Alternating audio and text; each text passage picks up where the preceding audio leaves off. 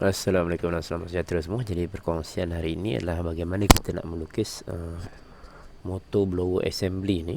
Jadi kita tengok lukisan dia agak kompleks sedikit dengan menggunakan beberapa function yang special lah untuk melukis kita punya upper housing ni. Okay, yang pertama kita perhatikan units untuk upper housing ni. Jadi kita tengok nilai dia kecil, 5.75, 6.15, 1, 15. Ini memberikan maksud bahawa drawing ni mungkin dalam unit inci lah. Jadi kita kena lukis dalam unit inci. Okey, kita pilih file, new.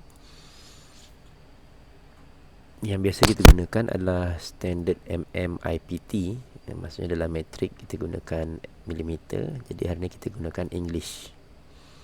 Standard inci, English standard inch, create.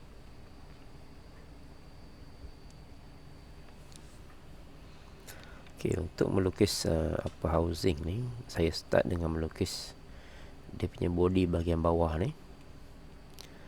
R-nya adalah 6. Okay, R-nya adalah 6. Jadi saya start tulis sketch pada XY plane. Saya lukis satu circle. Okay, right click. Radiusnya adalah 6. Okay, kita zoom all. Kemudian ianya kita bagi 2. Okay, dan kita trim lah. Okay, finish sketch.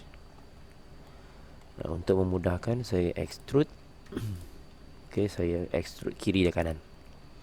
Okay, simetri supaya tengah-tengah nanti saya boleh gunakan lagi untuk nak lukis profile yang lain lah. Saya nak gunakan XY plane, default plane Okey, jarak dia adalah 8. Okey, 8. Kita termination dia adalah symmetric. Okey, selesai. Jadi kita tengok kat origin XY plane. Jadi XY plane saya duduk kat tengah-tengah. Jadi saya boleh sketch lagi lah simetri di tengah-tengah. Jadi kerja saya jadi lebih mudah lah. Okey, kita sketch di situ. Okey, sekarang kita duduk dekat tengah-tengah ni. Jadi bila kita design, kita nak tengok bahagian tengah tu, kita view slice graphic. Jadi kita nampak lah tengah-tengah tu. Okey. Okey. Seterusnya kita nak buat profile untuk dia punya host ni. Ada circle R10.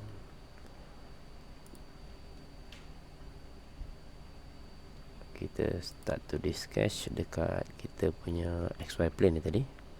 Okay, sketch balik. Lepas tu view slash graphic, sketch. Saya buat satu circle. Buat je circle bebas. R nya adalah 10. Okay, kemudian saya constrain kan, tangency kan circle ni dengan circle ni. Okey, seterusnya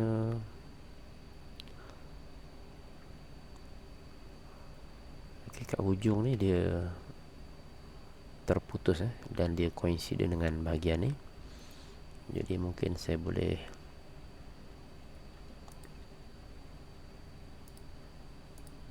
saya coincident kan. Okey, saya ulang semula. Saya pilih arahan coincident. Garisan ni bersentuhan dengan hujung ni, dalam masa yang sama dia tangency. Okey, baik. Seterusnya kita ada satu garisan ke atas ni, jaraknya adalah 6.15. Saya bina garisan bebas. Okey, seterusnya saya tangency kan, ini dan ini. Dan dimension daripada hujung garisan ni dengan center adalah 6.15. Okey, jadi kita boleh trim bahagian yang tidak diperlukan. Okey, ini kita buang. Dan ini juga kita buang. Kita tinggalkan itu saja. Okey, 6.15.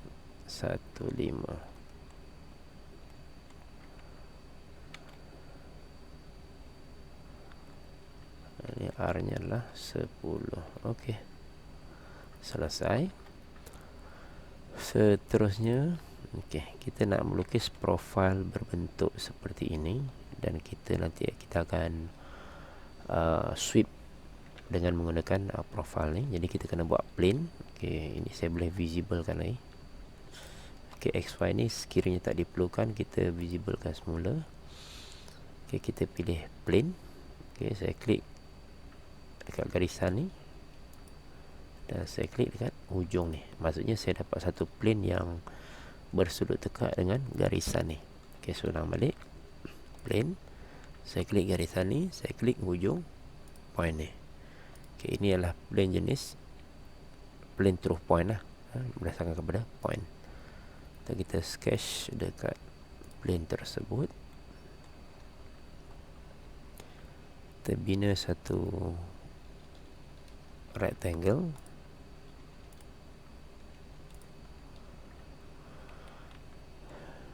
Okey, kita coincidentkan. Kita create point dekat hujung ni. Okey, kemudian kita coincidentkan garisan ni dengan point tu. Oops, sorry. Okey, kita guna ni project 3D geometry point ni. Kita nak copy point tu, baru kita coincidentkan garisan ni dengan point tersebut. Okey, panjangnya 5.75.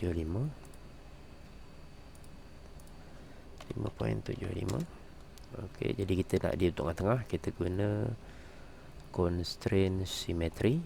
Garisan ini dan garisan ini, symmetry line-nya adalah, kita kena ada line. Okey, buat satu garisan reference line kat tengah ni. Okey, kita symmetry kan garisan ini dengan garisan ini. Symmetry line-nya adalah garisan ni, jadi duduk tengah-tengah. Lebarnya 4.2.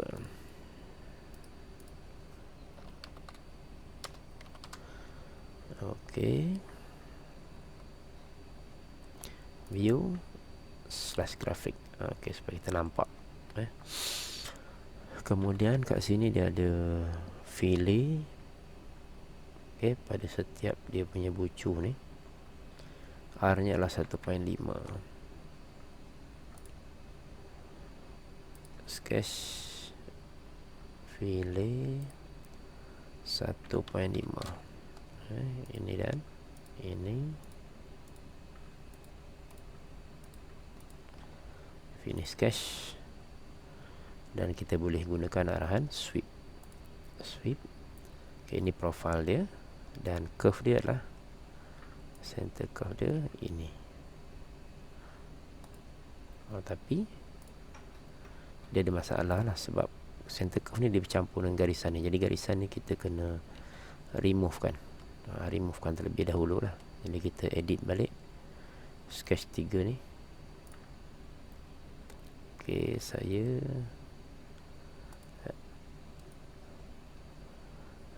jadikan dia sebagai construction.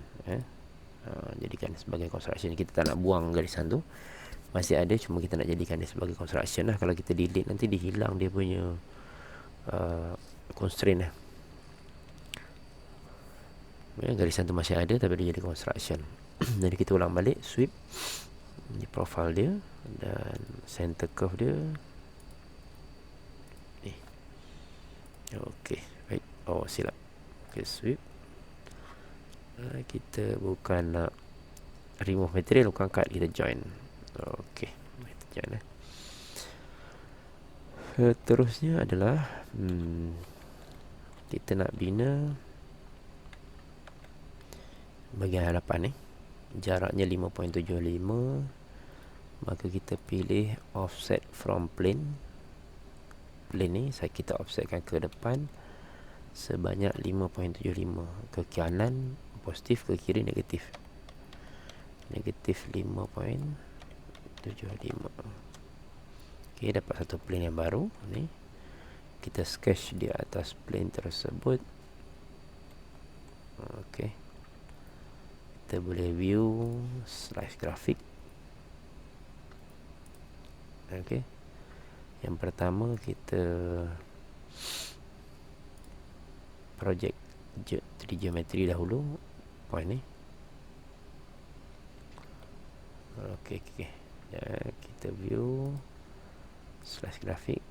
Kita nak copy dia punya garisan ni. Kita pergi 3D model, sketch, project 3D geometry, garisan ni lah. Maksudnya saya nak copy garisan tu duduk di atas sketch saya supaya jadikan sebagai reference. Okay, dah selesai. Kita tengok daripada bahagian depan ni. Nak slide grafik boleh, nak tengok daripada depan ni boleh lah. Kita buat satu rectangle. Okey, buat satu garisan di tengah-tengah untuk simetrikan kita punya sketch 7.25. 7.25 kemudian kita simetrikan ini dan ini. Okey. Ataupun kita boleh bagi dua lah, ini garisan ni dengan point ni 7.25 per 2 pun boleh juga, sama je hasilnya.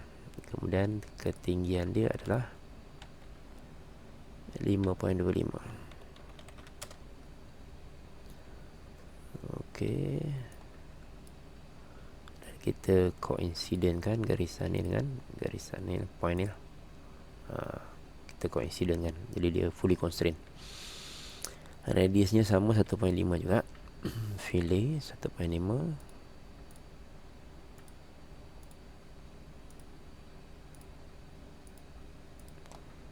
Ini sketch. Okey. Sekarang kita nak gunakan arahan nama dia loft. Jadi kita sketch dekat permukaan ni untuk kita copy sketch dia, project 3D geometry, klik je kat face ni. Kita nak copy line ni. Okey, dah ada dua sketch, satu pada plane ini, satu pada plane ni. Kita pilih loft ini dan sketch ni. Okey, jadi dia bersambung. Selesailah. Cumanya dia loft dalam keadaan straight. Sedangkan kat sini dia tangency, maka kita boleh modify lah kita punya loft ni. Kita edit, pergi dekat condition. Kita pilih ianya lah, edge nya adalah jenis tangent condition. Jadi dia akan lengkung kat sini. Dia maksudnya lengkung tu dia tangent dengan garisan ni lah. Okey. Seterusnya kita nak lubangkan dia. Tengah-tengah ada lubang, ketebalannya 0.25. Jadi kita boleh gunakan arahan shell. Shell. Saya klik face ni. Tebal dia 0.25. Kalau shell, saya tekan satu face sahaja. Okey, dia akan jadi shell macam ni, tapi belakang ni tak ni. Kalau kita nak tembus, kita kena tekan, pilih dua face, face depan dengan face belakang. Jadi saya modify shell saya. Okey, kita remove face.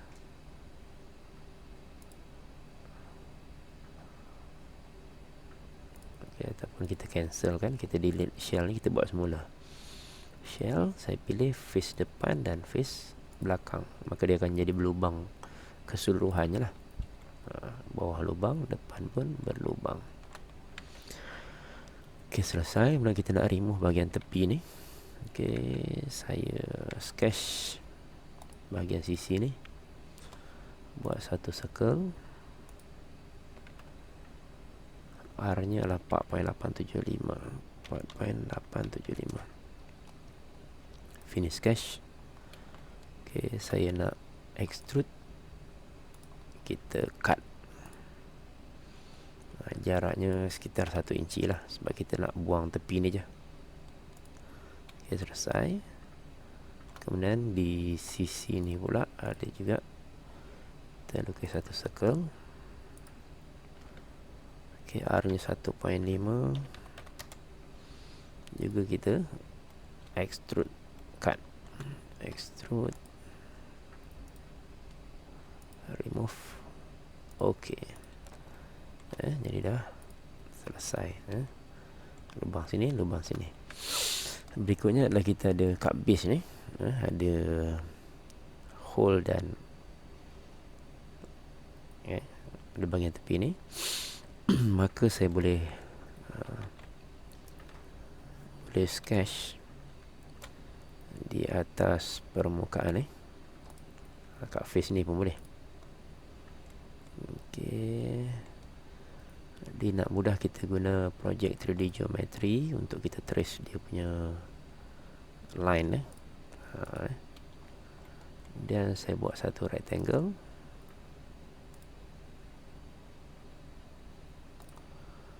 Okey, di sini pun kita buat rectangle juga, kita buat sekaligus lah kiri dan kanan. Okey, jarak adalah 15.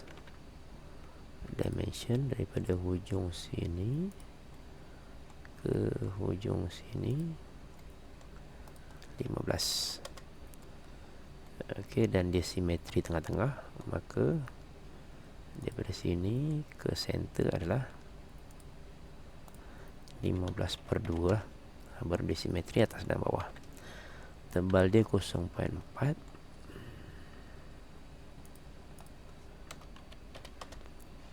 Okey, juga di sebelah sini 0.4. Warna hitam, fully constrained lah. Finish sketch. Kita extrude. Okey, reverse direction. Jaraknya adalah 8. Kita berangkat kita join 8. Okey, siap. Okey, seterusnya adalah kita nak buat hole. Jadi kita kena create sketch point dulu. Buat satu point. Dimensionnya adalah 0.751. Ini adalah 0.75. Dan daripada sisi ni ke sini adalah 1. Finish sketch. Kita buat satu hole dahulu. Okay, nak buat banyak-banyak pun okey, tapi saya nak kita buat blind hole. Lubangnya size-nya 4 hole, diameter 0.41. Okey, pada point ini 0.41. Kita buat satu lah.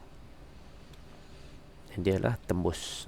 Okey, dapat satu hole Jadi daripada satu hole ni saya nak buat pattern. Kalau tak buat pattern pun tak apa, tapi saya nak buat pattern.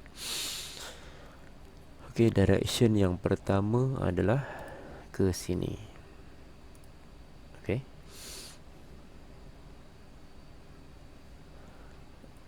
Dan arah dia ke sini. Bilangannya ada 4. Okey, dan spacing dia, jarak di antara lubang adalah 2. Okey, dapat. Kemudian yang sebelah sini pula. Yang sebelah sini pula kita pilih second direction. Ke sini. Berapa jarak dia? Bilangannya betul 2. Okey, kita cubalah. Jadi jarak daripada sini keseluruhan 15. 15 tolak dengan 0.75 tolak dengan 0.75. Jadi 15 tolak dalam kurungan 0.75 tambah 0.75. Jadi kita dapatlah jarak dia. Okey. Kemudian yang terakhir kita ada fillet 0.5. Okey, fillet 0.5 pada curve ni. Okey. Okey, selesai part yang pertama, iaitu upper housing. Dan kita save lah. Okey, terima kasih.